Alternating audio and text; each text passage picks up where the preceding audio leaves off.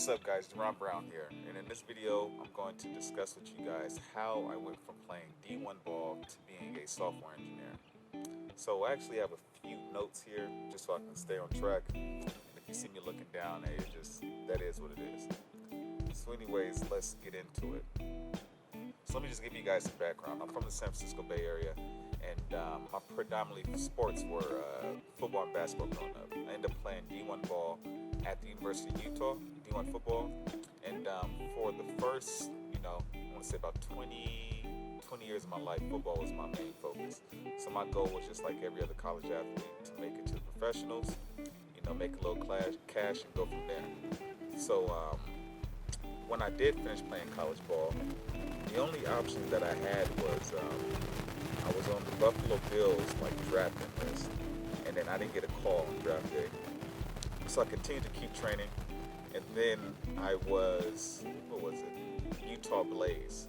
Yeah, and my agent, he got me a workout with the Utah Blaze and did well. So I was with them for about a month or so towards the end of their season. And then the following winter, Utah Blaze, they had a workout session, right? So they test our 40s, they test our verticals, they test our broad jump just to make sure we're staying in shape for the next season. So actually I did the testing at the facility, and I ended up running a 4.47 and a broad jump in 10.6. So after that, my agent was kind of like, you know what, screw this. We're going to go from arena ball and try to see if we can get another workout with the NFL. So at the same time, around this time happened, I had made the decision that, I was like, once I'm kind of like on the edge of whether I should play football at night, I was going to buy a guitar, which I did, and then also I bought a book on software engineering.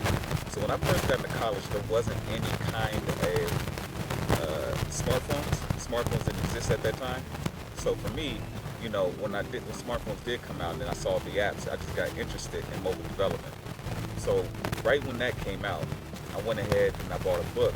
It was, I believe it was Objective-C, or it was a Swift book. Swift 5, I believe, was one of those books. And that was the first software engineering book that I had. I had no idea what I was doing, but I enjoyed what I was doing enough to stick with it. And as you can see, ultimately, it paid off. So I did my NFL workouts with San Diego Chargers, and then also with, I was at the Seahawks facility for their regional combine, and then that didn't work out. I actually had, for that time, also for a short period of time, I was working, shortly after, not shortly after, around the same time that I was working out with playing for Utah Blaze, I also had a security job. So I was trying to manage both.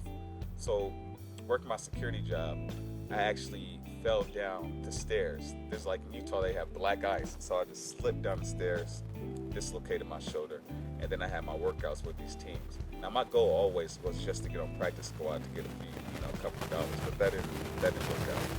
So ultimately, when that happened, I knew that I had to focus more on the software engineering.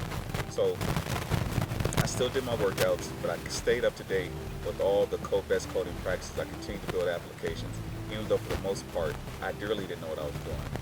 And just to keep it real, when I first got into coding, it took me probably, for somebody who doesn't have a software engineering background, my background is in economics, my undergraduate was in economics, it took me some time to understand how to think like a computer, basically how to get these components to work together. So, but luckily for me, I was still interested in what I was doing, so I stuck with it. So after the NFL workouts didn't work out, I was like, you know what, I'm not making too much cash with the Utah Blaze. I was like, let me just focus on my coding and then focus on school a little bit. So when I finished playing football, I didn't graduate right then and there. I still had a few C's. So I went back to school, and the classes I got C's in, I retook them so I could get B's. Now, I ended up graduating, and then I got my master's in information systems.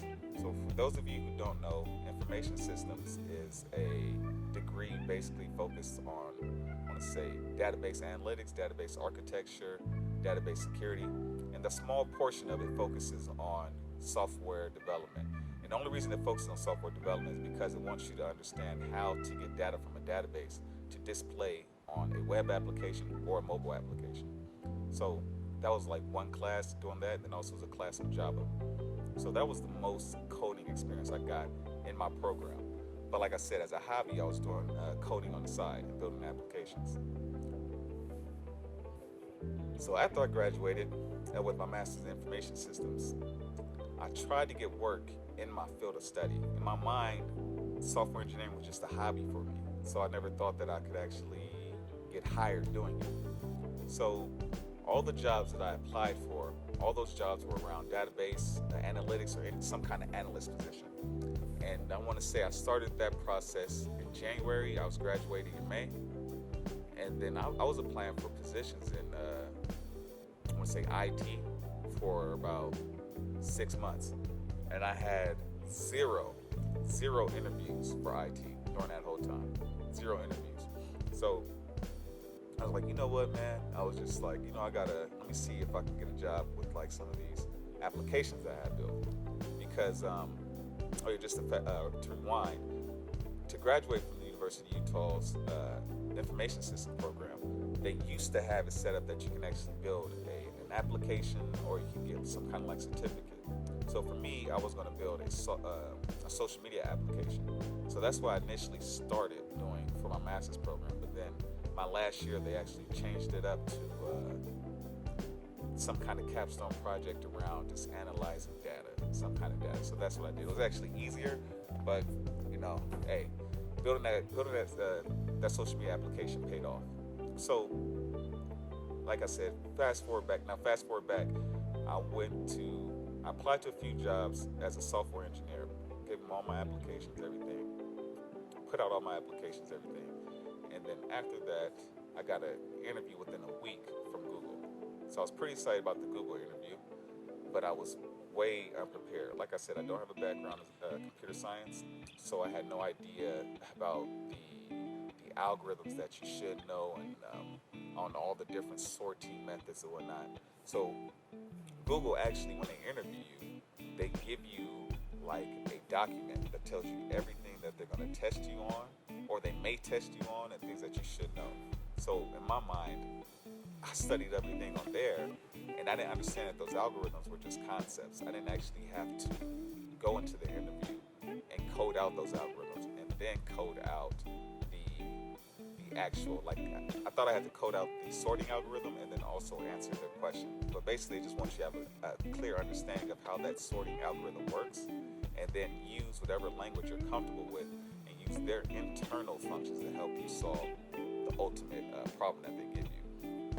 I didn't know that, so obviously I failed when I got that. When I had that, I was bummed, because Google was a big opportunity. But hey, it is what it is. Shortly after that, I want to say about a month later, I had an interview with Facebook. I just made it to the coding interview. I didn't make it. I didn't get there either. The algorithms was something I had to basically improve on, and honestly, there's guys who've been coding for 20 years. If you don't practice algorithms, it's kind of you're setting yourself up for failure. But anyways, I want to say between the time of when I first started applying for a job as a software engineer and the time I actually got a job, it was around 3 to 2.5 months, 2.5 to 3 months, and I finally actually got hired.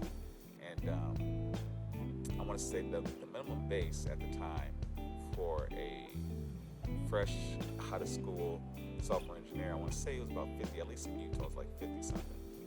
But the company I worked for, they actually paid me, I want to say, not double that, but they paid me, I want to say a little more than half of that. So I got that, and the way I got that, it wasn't through, it was basically through negotiation. This job, the company that I worked for, they initially rejected me. So I had an interview in California. And I flew back to California from Utah. And the company, well, first I had an interview on the phone with that company from California. And then the company from Utah reached out to me again and said they made a mistake and they would like to see me and bring me in again for another interview. And during that interview, I informed them that, hey, I have an interview in California. This is what I'm looking forward to doing. And they told me they would match what California basically offered. And they matched it and went above that. So that's why I actually got paid more. So ultimately, the cost of living in Utah is cheaper than in California.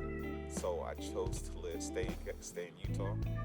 And so that's how I got my job as a software engineer, and how I went from D1 college football to being a software engineer. If you have any questions, if you want any kind of advice, reach out to me. I'm sure that I can help you basically build your resume and then help you land that first job. Anyways, thanks for watching. Like, comment, subscribe, and I'll catch you next time.